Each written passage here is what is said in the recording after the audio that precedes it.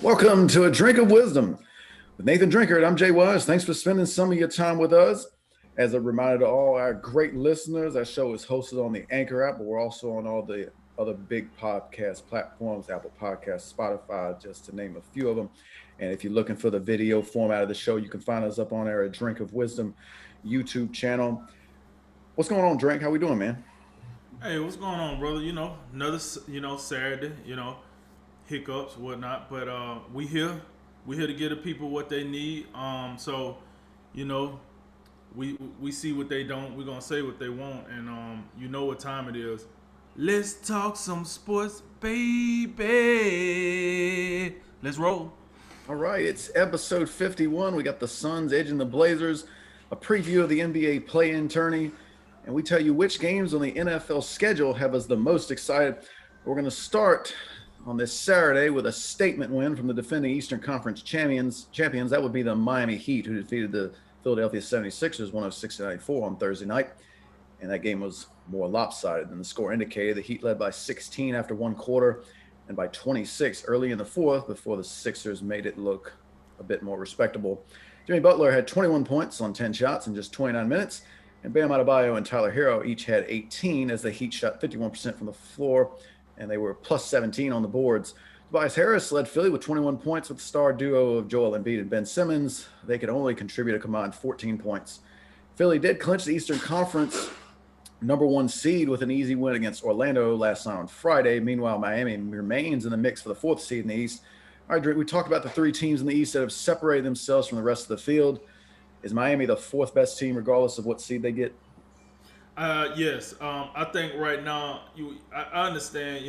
The lack of respect for the bubble. A lot of people are like, oh, it was the bubble, like blah blah. The Mickey Mouse Trophy, as they call it for the Lakers or whatnot. But here's the deal. The Heat might have, you might have looked at that championship as Mickey Mouse last year in the bubble, but the Heat really did have to play a real Milwaukee team, a real Boston team. So with all that said, I think now the Heat seem to be getting back into the stride that they was at the end of last season. So I think, yes, you do have to group them in with the likes of the Bucks, with the likes of the Nets, and the likes of the Milwaukee, and you have to ask yourself, if the Nets is the team, the prohibited favorite, which it seems to be, then you have to ask yourself which of the other three teams got a better shot at beating them. That being the 76ers, the Bucks, and the Heat. And I do say the Heat, I do add them in there. So right now, to answer the question, I like Miami. I think Miami a good team. I like everything about Miami, but it's hard. It's a hard sell for me to think to pick them over, a motivated 76ers or a motivated Milwaukee team. Even though we did see them beat Milwaukee, but that did prompt Milwaukee to go out and beef up their roster and change some things to prepare themselves if they were to meet the Heat again this time around in the season, in the playoffs. So I think the Heat has garnished a lot of respect. I think they're coming into form like we said, but it's just one of them things. You gotta. I can't take the performance of them balling up the 76ers the other night, only because this is the problem we have when we try to gauge a series success with season success. Like we always say, like every night a team is not going to get up. A Wednesday night in Sacramento, a Sunday evening in San Antonio, Wednesday night in Orlando. Teams just not gonna get up every night. So it's hard to gauge that hey, they beat them to sleep in the season, but you talking about a 7-game series, and then where's that 7-game series gonna be at, and who's gonna be available for that 7-game series, and et cetera, et cetera. So I like what I see out the Heat. Much respect to them, but just like you said in the lead-in, I don't think they got a motivated 76ers team. I don't think they got the 76ers team that we were seeing rolling.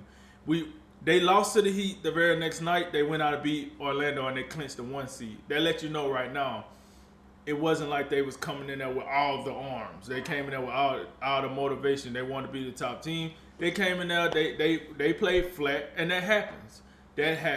Miami came in there motivated. Miami actually got something to play for. Let's not forget.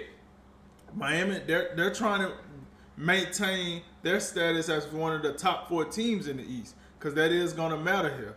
So Miami is playing for something. The 76ers kind of not playing for something, because they had the first seed pretty much clinched, because, you know, the Nets, they're on a little, you know, up and down street. I mean, they got James Harden back, so we'll see how that works. And then you got the Bucks that's not far behind the Nets, so they're kind of competing with each other for the 2 seed. Will that happen? We don't know if they'll pass them, but, you know, it's just one of them things, man. We get that from time to time. But I do think, to agree with you, I do think Miami should be in that mix with those 3 teams. I mean, you cannot, if you look at Miami and then you look at the other 3 teams, you could point out just as good of qualities for Miami as you can for the 76ers or the Nets or the Bucks. Like, for example, if I went to the leadership quality, just the leadership quality, I mean, if you put out those 4 teams, like, is there a better leader than Jimmy Butler on one of these 4 teams? I don't think so. You know, so that counts. Like, I understand that you might say, well, that's an intangible, that's not a skill. Like, maybe it's not, but either way, I can look at Miami and say, and with confidence, I can say Miami probably got the best leader of the 4. How do I know that? Because one of the team that just clinched, their best player was already out saying he wouldn't mind going to Miami. And I wonder why. Because he kind of wanted Jimmy Butler to stay with the 76ers. But they chose Tobias Harris over. Okay, cool. But he know what he was seeing. Like, I always say this on the show. Know what you seeing out here. Joel Embiid know what he was seeing out here. So he was like, hey, man, y'all let Jimmy Butler go out the door. I kind of want to go out the door with him. Now, you know, that's probably, you know, history now, you know, with the 76ers playing the way they playing, new coach, all that good stuff. But at the end of the day, you know, I got Butler as the best leader of the group. Then let's talk about just straight, raw, young talent. I mean, Hero, Duncan Robinson, and Nunn. Do any other team got a better trio of young talent like that, like shooters? Second year guys, yeah. You know what I'm saying? We talked about that last year. They had like three rookies and they all locked and loaded. Looked like they've been there before. Right. So that's another thing. You know what I'm saying? Then you got Bam Adebayo. He was the most improved player. He's getting better. So I say all that to say this. Like, yeah, we kind of fell back on Miami during this season because Miami wasn't making a lot of noise. They had to figure some things out. They had to get healthy. Now they got Dragic back. Now they seem to be getting back into the team that we were seeing in the bubble. And if that is the case, they will make some noise. Now, I just caution people to not say, oh, they balled up the 76ers or they ready. I don't know. I wouldn't go there yet. They did beat them. I want to go there.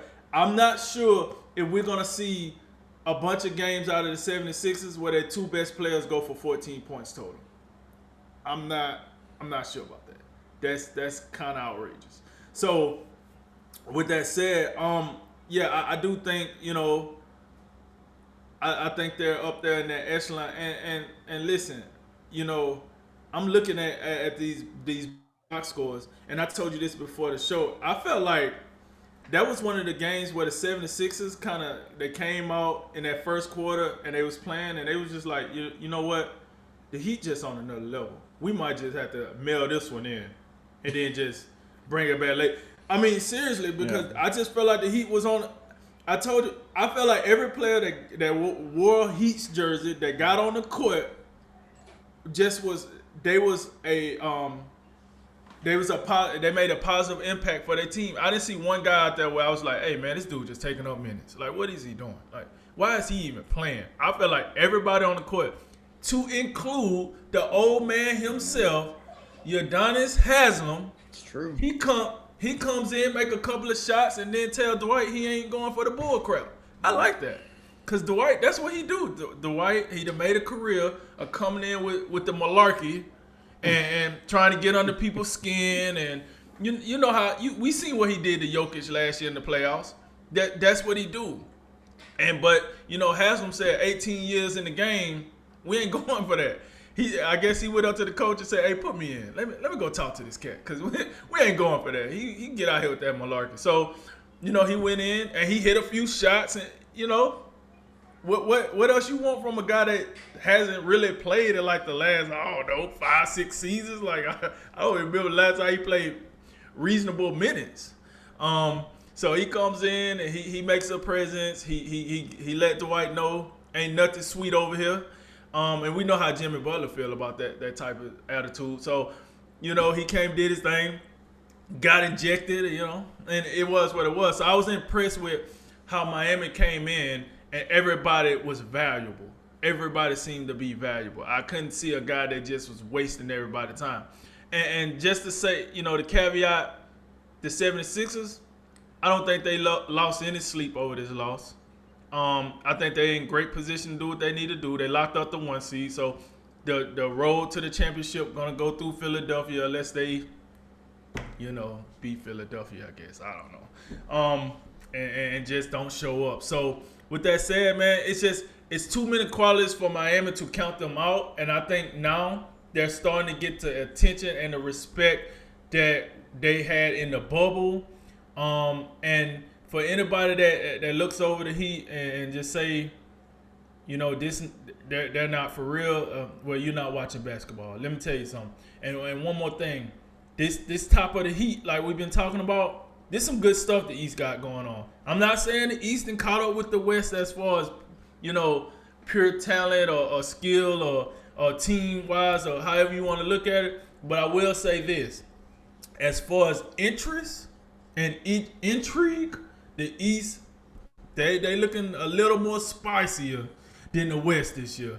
But hey, we'll see what the Heat can do. I definitely think this version of the Heat is at least a second round team. They should win their first round matchup, go into the second round, and then we'll see what happens from there.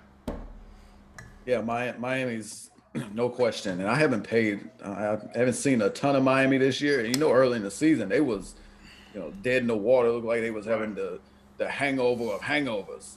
Right. They're back. They're back in a big way, playing some of their best basketball. They've won 11 of 14 now. They kept showing their graphic. Oh, that's the best winning percentage since some random date I pulled out of a hat. So thank you TNT for that. But I mean, they playing extremely well, and everybody you can look at them four different little categories. You got Jimmy's the leader, Bam Adebayo's the anchor. Then you got the young guns. You named them: Tyler Hero, Duncan Robinson, and Kendrick Nunn. It's good to have a healthy Kendrick Nunn. That could be a big factor for him. And then the veterans: Iguodala, Ariza, and Dragic. So everybody, it all fits. Everybody feels their role. Everybody comes in. Hold on. And I forgot to say, and this is without Victor Oladipo that's gone for the rest of the season. I forgot. I barely didn't thought about Oladipo. They look that well old, and we kind of like figured like, oh, if they take a little chance on Oladipo. There's some risk there, but like if it works, great. But if not, I mean, they still more than capable, and they're proving that now. And even the big guy that they've added, Dwayne Dedmon. I was thinking about that watching this game. I was like, man, I know they got the young kid Precious Achiuwa, but like I feel like they need, similar to what Philly got with Dwight Howard. They need a veteran big off the bench because like if Bam gets in foul trouble, I think that's one thing that could hurt him. But you got Dedmon coming in, and he, like you say, he provided some good minutes and energy for him. So Miami's dangerous, and at minimum they're getting to the second round. And if this is what we have in the semifinals, Philly and Miami, this is gonna be fun. Mm-hmm. Just as a note, these teams played twice in January. Philly won them both. Jimmy Butler did not play in either of those games. So make of that what you will. We know how different a team Miami is when Jimmy Butler plays. And last night it looked like he was on a mission to stick it to Philly. But we know how Jimmy Butler was traded to Philly, and then he had them 4 dudes, and there was the debate. Well, we got Embiid, Simmons. Butler and Harris. We don't know which one to keep. Oh, Tobias Harris younger. We'll keep. Okay, and we see how that's going, because the problem is last night Tobias Harris was the best player on the court for Philly.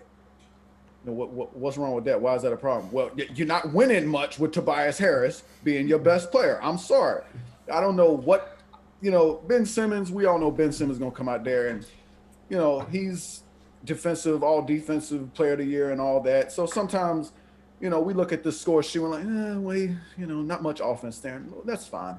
But Embiid, that was Embiid's worst performance of the year. He looked more interested in yapping with Ariza and all of that mess than actually playing the game. And he's been held in double figures twice this season, both of them against Miami. So if Miami can do this to Embiid, then I think it'll motivate. You meant single digits? Yes. Okay. Embiid's only been held in single digits twice this year. Thursday night against Miami, and then one of their matchups in January. So, I mean, for what that's worth, and clearly Joel Embiid, I think he's the best player in the Eastern Conference. And, there are very few guys that can, give him a battle. But Bam's one of those guys. We got to recognize that. Right. So, I don't want to make too much of a big deal of this for Philly because they just didn't look interested in this game for much of it. But they got to, I don't know what it was in this game. Maybe they thought, oh, well, we don't need to clinch tonight. We got 2 games against Orlando. We'll take care of it then because we know they're not about nothing. Right. But, Philly should have I think they'll have a pretty easy time with their first round series, no matter who it is. But if Miami looked like a collision course in the semifinals, they got to be ready then. They could not look ahead to Milwaukee or Brooklyn or whoever it's going to be on the other side of the bracket, because Miami's going to give them a good fight. And the thing about the East, they got 4 teams. The top 4 can all make the finals. We're not sure of it over in the West. We over here talking about before the show, we going all the way to the play-in tournament before we find something interesting, so. But I agree with pretty much everything what you said, except the Haslam piece. And what about the Haslam? No, I love when he came in the game. It was his first game all year, and he comes out there and he's doing stuff. He's running the floor, getting layups. He makes a jump shot from like 18 feet, and then don't get thrown out the game. And I don't appreciate the celebration of that. Like, I get it. Like, he gets thrown out. He's a guy. He come in and play 3 minutes. I don't know. Maybe he got tired, and he's like, "Oh man, I just start yapping with somebody, and I'll be the hero for sticking my finger in Dwight Howard's face." Like, come on, man. Listen, like, don't get thrown out the game.